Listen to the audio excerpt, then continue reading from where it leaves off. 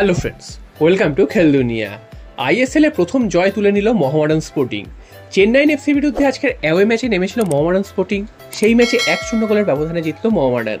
সারা match কিন্তু খুব তুল্যমূল্য লড়াই হয়েছে, দুটো টিমই কিন্তু খুব ভালো ফুটবল উপহার দিয়েছে। তবে শেষ হাসি কিন্তু মোহামেডান স্পোর্টিংই হাসলো এবং ম্যাচে কিন্তু মোহামেডান স্পোর্টিং যে গোলটা পেয়েছে, একমাত্র গোল, সেটা কিন্তু চেন্নাইন এফসির ডিফেন্সের ভুল দোষে। সেখান থেকে কিন্তু ফাঁকায় বল পেয়ে যায় এবং সেইটা কিন্তু গোল করে দিয়ে চলে যায়। এরপরেও মোহামেডান প্রচুর সুযোগ পেয়েছিল যেখান থেকে কিন্তু গোল বাড়াতে পারতো, সেগুলো কিন্তু কাজে লাগাতে পারেনি। উল্টো দিকে একটা পেনাল্টিও মিস করেছে শেষ মুহূর্তে এসে। এবং চেন্নাইন এফসি তারা হেরে গেলেও তারাও কিন্তু যথেষ্ট আক্রমণ করেছে, যথেষ্ট সুযোগ তৈরি করার চেষ্টা করেছে। তবে শেষ পর্যন্ত তারা গোলগুলোকে কিন্তু কনভার্ট করতে পারেনি। মোহামেডান বেশ কিছু গোল লাইন সেভ দিয়েছে, যার ফলে কিন্তু প্রথম জয় পেল মোহামেডান এবং প্রথম অ্যাওয়ে জয় পেল কিন্তু মোহামেডান। এর আগে দুটো ম্যাচে তারা কিন্তু জিততে পারেনি, একটা ম্যাচ হেরে গেছিল লাস্ট মোমেন্টে গোল খেয়ে এবং সেকেন্ড ম্যাচটা কিন্তু জেতা অবস্থা থেকে কিন্তু লাস্ট মোমেন্টে গোল খেয়ে ড্র করেছিল।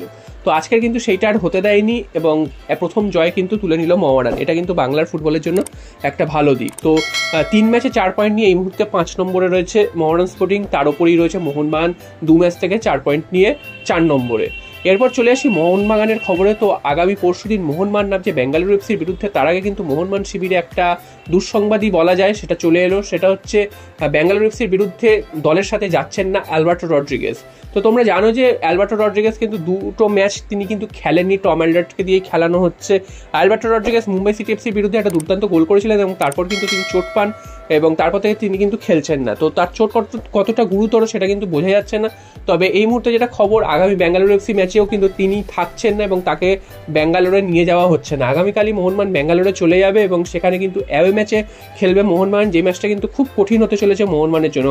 কারণ বেঙ্গালুরু এফসি অলরেডি দুটো ম্যাচ থেকে 6 পয়েন্ট নিয়ে লিগ টেবিলের শীর্ষে রয়েছে।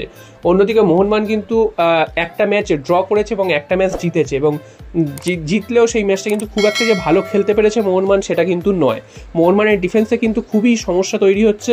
এখন দেখা যাক, নুনো রেইস তিনি কিন্তু চলে এসেছেন, তবে নুনো রেইসকে এখনো রেজিস্টার্ড করানো হয়নি। একান্ত প্রয়োজন হলে কিন্তু কোনো একজন প্লেয়ারকে আনরেজিস্টার্ড করে নুনো রেইসকে রেজিস্টার্ড করানো হতে পারে।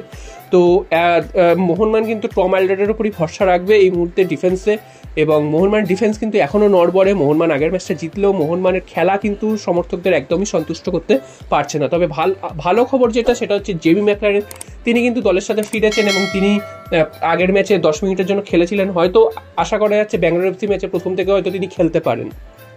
তো দেখা যাক শেষ পর্যন্ত কি হয়। তো তোমাদের কি মনে হয়, জেমি ম্যাকলারেন কি প্রথম থেকে খেলানো উচিত নাকি সাবস্টিটিউশন হিসাবে কি পরে নামানো উচিত, সেটা তোমরা অবশ্যই কমেন্ট বক্সে জানিও। আর টম অ্যালডার্ট না অ্যালবার্টো রড্রিগেজ, কাকে তোমরা ডিফেন্সে দেখতে চাও মোহনবাগান ডিফেন্সে, সেটাও তোমরা কিন্তু অবশ্যই কমেন্ট করে জানিও।